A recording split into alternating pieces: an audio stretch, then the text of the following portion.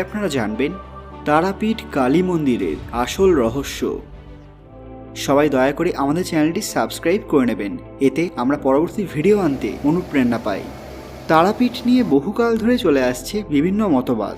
যেমন অনেকে এই স্থানকে শক্তিপীঠের অন্যতম বলে মনে করেন, তবে এর কোনো বড় প্রমাণ না থাকায় অনেকেই এই কথা মানতে নারাজ। ঠিক কত সালে এই পীঠস্থান আবিষ্কৃত হয় তা সঠিকভাবে জানা যায় না। এখানকার সবচেয়ে বড় আকর্ষণ হল অতি প্রাচীন দেবী শিলা মা উগ্রতারা। তারাপীঠ এক মহাশক্তির কেন্দ্র। এখানে দেবীকে তারা রূপে পুজো করা হয়। মায়ের শিলারূপ ঢাকা থাকে একটি আচ্ছাদনে।